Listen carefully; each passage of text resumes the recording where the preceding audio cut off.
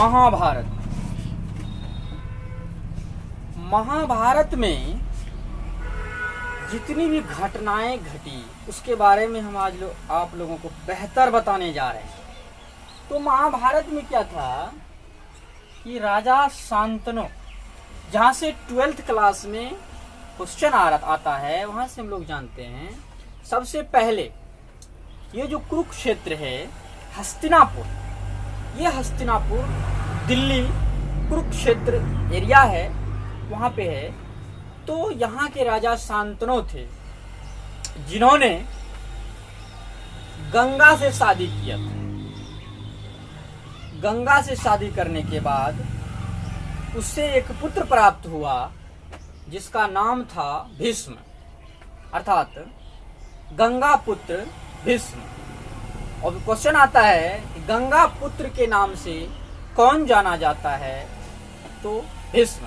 Clear बात है। अब क्या है, भीष्म तो गंगा से प्राप्त हुआ था पुत्र। शादी कैसे हुआ था गंगा से? तो शांतनु हर रोज शिकार खेलने अपने साम्राज्य में रथ से जाते थे।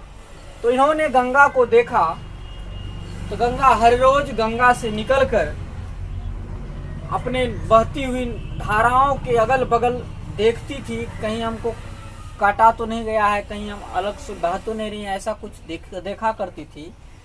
इसमें से शांतनु को पसंद आ गई और शांतनु उस पर भावुक हो गया और उन्हें जाकर कहा कि मैं आपसे विवाह करना चाहता हूं। तो जब विवाह की बात हुई, गंगा ने कहा विवाह तो हम करेंगे, लेकिन एक शर्त है कि हम दोनों के द्वारा जो संतान प्राप्त होगा उन्हें हम क्या करें, उन्हें आप हमें टोके नहीं, इसी शर्त पर हम आपसे विवाह करेंगे। तो शांतनु ने कहा मंजूर है।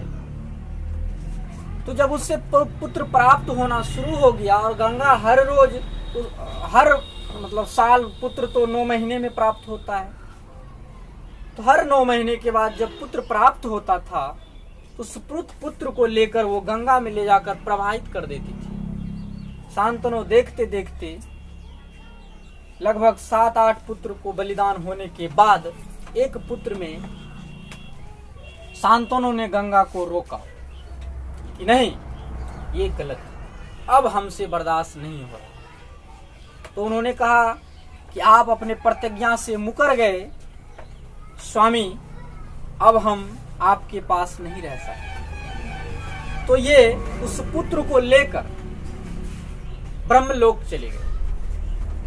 ब्रह्मलोक चले जाने के बाद और इसको शांतनु को कह दिया कि हम आपके पुत्र को अपने साथ ले जा रहे हैं, ये आपका धरोहर है। क्या कह दिया? ये आपका धरोहर है। और वहां ले जाकर के इसके गुरु जो हुए, शिक्षा गुरु, वो बृहस्पति हुए और बृहस्पति देव ने इन्हें सारे ज्ञान बताए, धनुर्विद्या सिखाए। एक नंबर भयानक युवराज जो है ये बनकर तैयार हो गया। जब ये 18 वर्ष 20 वर्ष के युवा हो गए तो इन्हें गंगा ने लाकर राजा शांतनु को दे दिया। शांतनु बहुत खुश हुए और शांतनु ने इन्हें युवराज मान भी लिया और पूरा साम्राज्य का राजा बनाने का भी निश्चय कर लिया था। तत्पश्चात क्या हुआ कि राजा लोग अपने एरिया में घूमने जाया करते थे।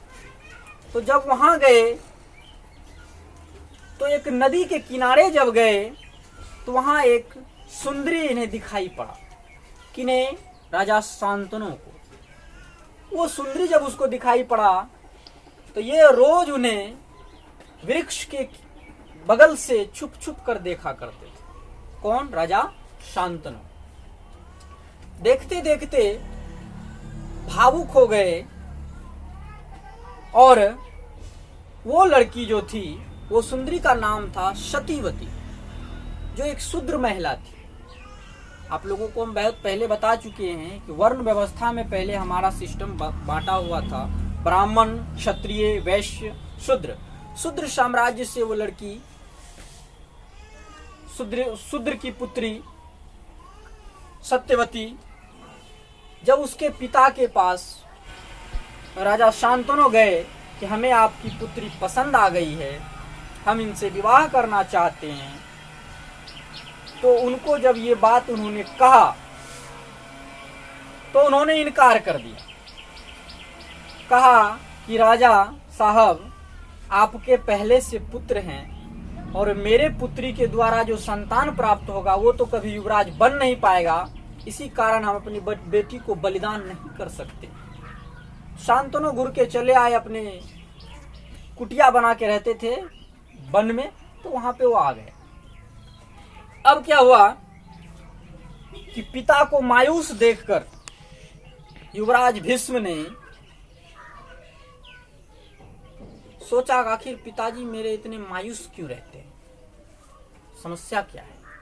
तो इन्होंने खोजना शुरू किया, लेकिन इतनी बात होने के बाद भी राजा शांतनु छुप छुप कर उस लड़की को देखा करते थे और वो लड़की नाव खेपती थी। तो ये गए पिता के पीछे पीछे, तो इन्होंने देखा कि मेरे पिताजी किसी को देख रहे, तो ये उसके पिता से जाकर बात की कि आपकी पुत्री से हमारे पिताजी शादी करेंगे। ऐसे पुत्र उस जमाने में हुआ करते थे। अब सोचिए, बाप का मतलब प्रेमिका को ढूंढने बेटा निकला, गजब की बात है। उन्होंने कहा कि युवराज, तुम तो युवराज रहोगे, मेरे बेटी के द्वारा जो संतान उत्पन्न होगा उसका तो कोई अधिकार रहेगा नहीं, तुम ही साम्राज्य के राजा रहोगे, तो ये चीज हमसे संभव नहीं। तो उसी समय भीष्म ने घर में प्रतिज्ञा लिया कि आजीवन मैं कभी भी शादी नहीं करूंगा। भीष्म प्रतिज्ञा के नाम से वो प्रतिज्ञा विख्यात हुआ। आपको 6 क्लास की किताब में भी मिलेगा भीष्म प्रतिज्ञा। उन्होंने इतना भयानक प्रतिज्ञा ले लिया कि जीवन में हम कभी भी शादी नहीं करेंगे।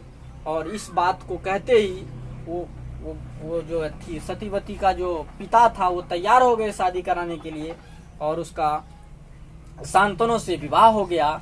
शांतनु से विवाह होने के बाद उसको 2 पुत्र प्राप्त हुआ। 2 पुत्र में से एक पुत्र की मृत्यु हो गई, और एक पुत्र जब विचित्रवीर्य बचा तो उस विचित्रवीर्य का विवाह काशीराज की पुत्री अंबा और अंबालिका से करा दी गई। तत्पश्चात उस पुत्र की भी मृत्यु हो जाती है कुछ कारणों से। तो अब क्या होगा, अब तो अंबालिका तो है, लेकिन उसका पुत्र मर चुका, तो ये जो साम्राज्य था ये आगे कैसे बढ़े, इसके लिए बड़ी चिंता का विषय हो गया। और जब चिंता का विषय बन गया तो इसमें अब क्या किया जाए। तो सत्यवती ये भीष्म को कहा कि बेटा, जब मेरा दोनों बेटा मरिए गया तो तुम जो है शादी कर लो। तो ये तो प्रतिज्ञाबद्ध थे, इन्होंने कहा कोई सवाल ही नहीं उठता हम शादी करेंगे कभी। और इस प्रकार इन्होंने क्या कह दिया कि हम शादी नहीं करेंगे, तो साम्राज्य था ये आगे कैसे बढ़े, इसके लिए बड़ी चिंता का विषय हो गया। और जब चिंता का विषय बन गया तो इसमें अब क्या किया जाए, तो सोचा गया। तो सतीवती ने कहा कि मेरा एक पुत्र है। तो मेरा एक पुत्र है जब कहा, तो ये पुत्र की बात सुनकर शांतनु चौंक गए।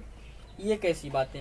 इन्होंने कहा हाँ मेरा एक पुत्र है। ऋषि पराशर की कृपा से जब हम उसको नदी पार करवा रहे थे तो उन्होंने कहा पुत्री हम तुम्हें कुछ देना चाहते हैं। तो उन्होंने भेंट स्वरूप हमें एक पुत्र दिया था, लेकिन हम तो कुमारी ठहरी। हम उस समाज के डर से उन्हें वन में ही छोड़ दिया, और वो अभी तक ऋषि बनकर तपस्या कर रहा है। उसका नाम है वेद व्यास। क्या नाम है? वेद व्यास। इस महाभारत की रचना वेद व्यास ने की थी। तो उसी वेद व्यास को बुलाया गया। जब दरबार में वेद व्यास आए तो वेद व्यास जी ने कहा कि माता ये कैसी घटना हो गई। तो इन्होंने कहा कि पुत्र अब तुम ही से होगा, अब तुम ही इन दोनों से शादी कर लो। तो वेद व्यास ने कहा माता हम तो ऋषि ठहरे, लेकिन हम त्रिकालदर्शी हैं, ब्रह्मचर्य हैं। अपने ब्रह्मचर्य के बल पर हम एक कार्य तो कर सकते। कहा वो क्या? कहा कि हम इसमें दोनों सुंदरी को मेरे कक्ष में भेजो हम इसे ताकेंगे केवल। क्या करेगा? केवल हम देखेंगे। यदि वो लड़की, वो महिला हमें ध्यान पूर्वक देख लेती है तो उनसे उसको संतान की प्राप्ति हो जाएगी। ऐसा महाभारत में लिखा है। तो क्या हुआ? वही हुआ, जब उस महिला को भेजा गया, पहली महिला को, तो वो जैसे ही देखे तो वो डर से गई। तो मतलब क्या हो गया? वो आंख मूंद ली डर से। आंख मूंदने के बाद जब फिर आई वो बाहर, तो वेद व्यास से पूछा गया कि क्या हुआ पुत्र? तो उन्होंने कहा, माता पुत्र तो होगा लेकिन अंधा होगा, क्योंकि इन्होंने आंख मूंद लिया था डर के कारण। दूसरी महिला को कहा, ठीक है इसको छोड़ो, दूसरी को भेजते हैं। दूसरी महिला को भेजा गया। दूसरी महिला जब गई तो वो भी क्लोपित हो गई, अर्थात थरथराते बची, लेकिन देखते रही।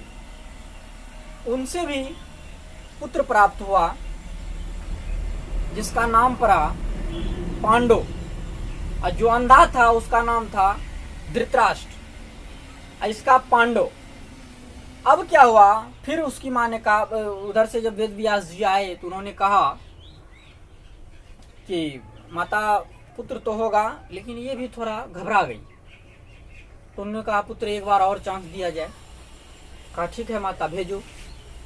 तो भेजने के दरमियान क्या हुआ? अब दोनों रानी जो थी वो दोनों मीटिंग बनाई कि चलो भाई अपना दोनों नहीं जाते हैं, दासी को भेज देते हैं। तो क्या हुआ ना कि दासी को भेज दिया। अब दासी जब गई तो इन्होंने खूब बढ़िया से उन्हें निहारा, परखा, तो उनसे जो संतान उत्पन्न हुआ उन्हीं का नाम पड़ा विदुर महाराज। बहुत ही अच्छे हैं विदुर जी।